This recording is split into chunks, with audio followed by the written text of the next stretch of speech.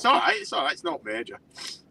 Right, good evening, everyone. Second instalment of 3 for this evening. Very quickly, we're going to do a Liam Paro versus Richardson Hitchins prediction show. We covered the preview of the fight yesterday. For me, it's the best fight on paper this weekend, and we've got some cracking boxing on, as everybody's well aware.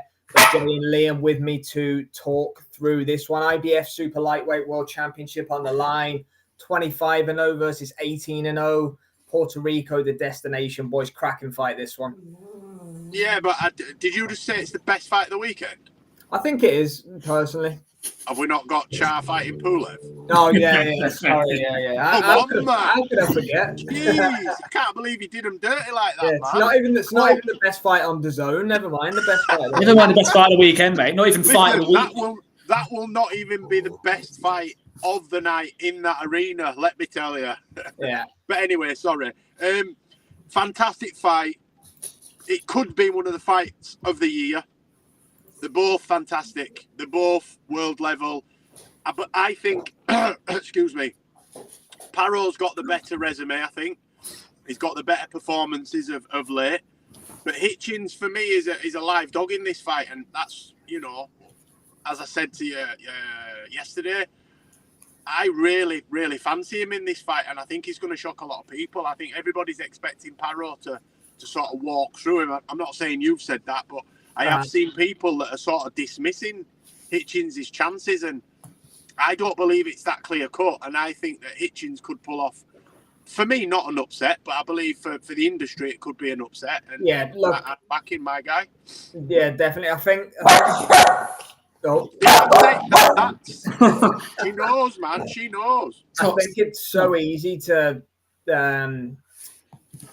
pick Liam Paro on the basis of Richardson Hitchins didn't look great against Lemos last time out. Keyshawn Davis bangs Lemos out in 2 rounds, whatever it was. But Lemos was playing around at the weight and all the rest of it. Look, we all make picks on it a lot, recency bias, but I'm just really high on Liam Paro. I think what he did to Matthias last time out was absolutely phenomenal. What a performance that was as a 5-6-1 underdog. Montana Love, I think it was the fight before that. He was highly touted at one point. Jarvis, he won in an all Aussie clash before that. Liam Paro's winning fights and he's winning them as an underdog a lot of the time as well. I believe he's going to be a slight favourite for this one. But I just think, again, similar to what we were saying a minute ago in a different fight, momentum and confidence is everything. And I think Hitchins will be the one questioning himself a little bit more based on, Liam Paro's got the confidence. What's the Teddy Atlas quote, Jay, that we always mention, that extra 10% as a world champion or whatever it is. Is it not 30%? Well, 30, yeah. You know what, though? I always get mixed up because do you remember when Kamaru Usman fought and he said that he'd fought at 30%, and I always get those two mixed up. I think Teddy Atlas says becoming a champion gives you an extra 30%. Yeah. It gives you something anyway, doesn't it? And I believe that. I think it's a confidence thing as well. You become the man or the woman or the them, what we've got to say now. But, I believe it gives you an internal belief because, look, we've all been in and around boxing gyms and we've all seen people training and they've got self-belief, right? But there's also self-doubt. We all have that in our lives in general, don't we? We've got self-belief. I'm a fairly confident person. But behind the veneer, I'm introverted and I'm a bit shy and I'm a bit socially awkward and shit like that. But then you'll do something. So say, for example, a fighter wins a title. It justifies that self-belief and that hard work. So it stems the doubt or puts the doubt further to the back of their mind and gives them that extra. And I think that's what you're getting at, maybe. The fact that championship mentality gives them that extra push. Yeah, 100%. I am, yeah. How'd you see it, Liam?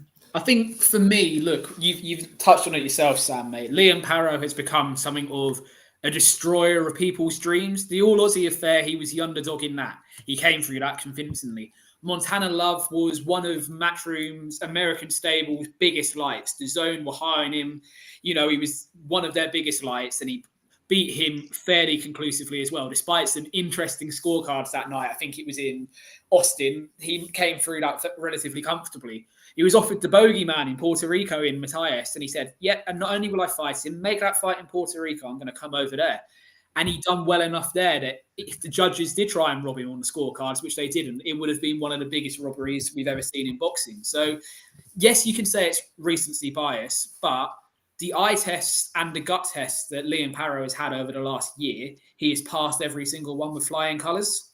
And I think he's in such a place at the moment where he knows if he gets through Saturday night, he gets to go home to Australia and have a homecoming, possibly pick up another belt. And I think that for him is going to spur him on too much for him to lose in this fight. It's like, remember when Tim Tszyu was starting to pick up belts and he had to go over to America because of the Aussie COVID rules. And he said every time that when I can get back to Australia, which hasn't happened since, I'm doing this because I've got a bigger incentive back home. Liam Paro's now got that as well. And the fact that he's given another undefeated opponent who thinks that that Paro doesn't deserve to be the position he's in, he's just going to quietly ship about his work in the fight. He may not look spectacular, but what he will do is he'll rack up rounds. If a stoppage is there, he'll take the stoppage. Yeah. If a stoppage isn't there, then he will have done enough to win it on points. Yeah. He's consistent, and that's a big thing at that level, and that's what Matthias struggled with when Paro fought him, I think. Right, boys, I guess prediction time, then I'll start this time. I've got Liam Paro breaking down and stopping Richardson Hitchins in round number 10. That's my official prediction. I'm going Paro on points. I just think Hitchins is going to be a little bit too awkward to be hit cleanly enough to be caught to get out of there. I think he's going to get to a point in the fight where he knows he can't win, and he's going to go into his shell and he's going to cover up and he's just going to look to spoil for the last 3 or 4 rounds. So as much as I believe that Paro is the puncher in the fight, I believe it will be a points victory for him. Unanimous and wide. It won't be split or anything like that for myself. Okay. Hitchins, round 11. Oh, Hitchins stoppage. There we go. Jay's Fight Talk's back. We lost him in the Brad Pauls and Denzel Bentley video. You've moved me back to the bottom. Yeah, I have. Yeah. You're back on the bottom of the pack now. That's it. That's more like him, right? So we've got 2 for Liam Paro, 1 for Richardson Hitchins. Let us know in the comments how you see this fight. IBF Super Lightweight World Championship on the line. Puerto Rico. It's the second best fight this weekend behind Char and Pulev. Don't forget about that one. Can I just say, though, will we see the homecoming versus Kambosos? Is that the fight they're going to make after? Yeah, that's it. That's the direction they'll go. It looks that way, sadly, for Jack Catterall from a British perspective. It looks like they're going towards Kambosos. But Kambosos is being offered fights of his own for world titles. So it's going to go about what comes first, I think, for George. Unfortunately, I mean, I'm a fan of Kambosos, so he fight anyone, but it's not a good fight. He'll get stopped easily by Paro, but it sells in Australia, and that's a market that Matt Truman does only look at. Remember what I said about Jack Catterall? Jack Catterall is going to end up, I hope not, but Jack Catterall could end up being talked about as a nearly man. He's going to have to fight Arnold Barboza soon to fight for TFE. And off his last performance, I think Jack beats him. I think Jack could beat him, but they're going to want that fight. But anyway, that's a topic for another time. Thanks for watching, guys. Let us know your thoughts.